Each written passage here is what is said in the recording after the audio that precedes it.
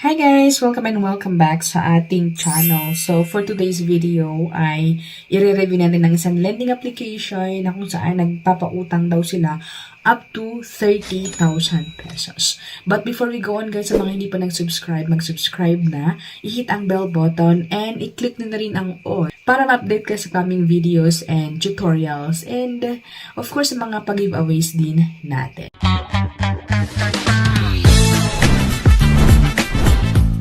So, welcome and welcome back sa ating channel. So, in this video guys is i-review nga natin ang isang lending application na nagpapautang up to 30,000 pesos.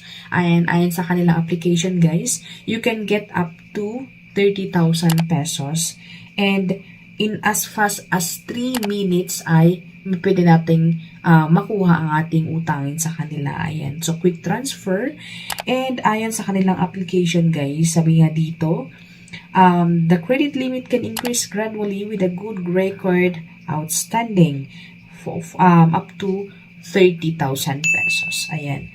So, ayun na nga guys. So, ang lending application na ito ay ayan, FT Lending Fast and Safe Loan powered by FT Lending Master Philippines Corporation na meron silang 4.6 stars and 991 reviews. So, once na na-open natin guys or na-install natin ang application, ayan, so the statement disclosure agad-agad. So, welcome to FT Lending. Ayan, permission sa ating contact, phone number, personal information, and then camera. And, of course, yung ating calendar, location, SMS, and list of applications. Ayan. So, click natin yung confirm and start using it. Ayan. So, the limit recyclable and upgradable. Ayan, upgradable. Ayan, and gradual reduction of interest rate. Ayan, and flexible and optional repayment period daw. Ayan. So, click natin yung login now. Ayan. So, pag na-click natin yun guys, ay kukuha sila ng ating phone number kasi magsisend sila ng OTP. Ayan. So, click natin yung next step ay magsisend na tayo ng password. So, after which guys is yung ating personal information na. Ayan. So, please make sure the information you filled is true and correct. So, purpose of loan guys, educational level, marital status, number of children, residence address, yung detailed address, name or number of credit cards, ayan, and then after which is yung ating email address, status of residence, and meron din dito yung the status of loan in other apps. So, kung ilan daw yung ating loan app na nautangan and kung ilan yung overdue na tayo. Ayan. So, after natin pilapan guys is click natin yung next and dito na. So, work information na tayo guys. So, here is job type, monthly income, payroll, payroll date, length of employment, and meron yung optional dito yung alternative phone number daw ng ating office, ang ating company, company name, and then company phone number. So, after which guys, click natin yung next. Ayan. So, here, yung access daw natin or access daw nila sa ating calendar. Siguro pag magsasend sila ng kung due na tayo, ganyan, mag-alarm yung phone automatically, ganyan. So, next is yung ating contact reference. So, nangangailangan sila ng 5 na contact references. Ayan. So, bagamat yung iba ay optional, pero kailangan bigyan din natin para sa ganun ay mas malaki daw yung chance na ma-approve ang ating loan. Ayan. So, next guys is yung ating face verification. Ayan. So, nangangailangan sila ng syempre picture natin. Ayan. So, here, meron dito yung kung paano daw tayo mag-picture. Ayan. So, don't cover your face, hat, ayan, etc. So, andyan sa screenshot.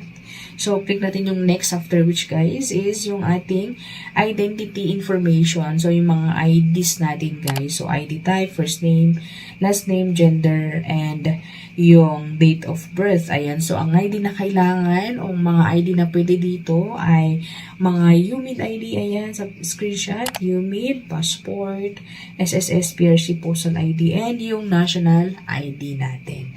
Kailangan picturein natin yung ID natin, front and back. And sa application na ito guys ay hindi po automatically na makakapture yung mga information sa ating ID. So nasa atin guys na mag-fill up sa mga information. Ayan. So after which guys is i-review na nila ang ating application. Ayan. So, habang nire-review nila guys, is pwede na tayong mag-add ng withdrawal channel natin kung e-wallet or bank. Ayan. So, after which guys is, sabi dito na congratulations, your credit product off. Ayan. So, yun na nga. At approve ang ating loan. Approve po tayo ng 500,000 pesos. 500 pesos guys. So, meron silang similarity kay Mabilis Cash. So, sa Mabilis Cash din, loan ko ng first is 300 and hanggang sa tumaas siya. So, dito, huwag muna nating i-judge ng bonggang-bongga, diba? So, 500 po ang ating first na loanable amount sa FT lending. So, click natin yung cash or get cash kung gusto nating i-withdraw. Ayan. So, here, ipapakita nila kung magkano ang ating babayaran after ng ating due date. Ayan. So, first repayment natin, 7 days. Ayan. So, after 7 days po tayo magbabayad sa ating utangin sa FT loan. So, wag po kayo magtaka guys. Ganun po talaga. 'Di ba? 7 days po ang ating loan limit or ating loan term. Ayan. So, ang utangin natin nga is 500 pesos and meron silang dagdag na 87 pesos sa ating service charge, ayun ganyan, or mga transaction fee, ganyan. So, here, sabi dito, pag first na repayment na babayaran natin is 587. Ayan. So, principal natin 500 and then yung interest 3 pesos and then yung service charge is 84 pesos. And sa second repayment, wala namang nailagay. Ayan, so makikita nyo naman si screenshot. Wala namang nailagay guys. Pero meron siyang second repayment. I don't know why. So, yun na nga guys. So, 87 pesos yung dagdag ng ating 500. Ayan. So, once na okay sa atin, click natin yung get cash. And, meron na naman silang pa-confirm. So, hindi basta-basta guys na makukuha natin ang utangin natin sa kanila. So, wag kayong magnervyos, pero mas magandang panoorin nyo muna or patapusin nyo ang review na ito or ang video ito. Ayan. So, once na-click natin yung get cash, guys, is ito na. So, confirm loan information. So, yung ating GCash, kung saan nila isa-send, ayan. So, continue natin. And yung pa-selfie. So, 2 times po tayong magse-selfie sa FT lending. Ayan.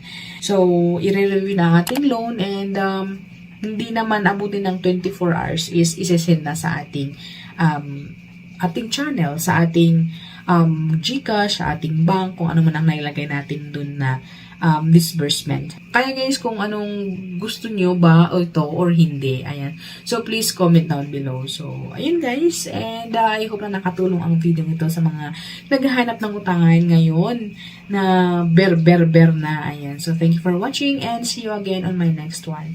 Bye!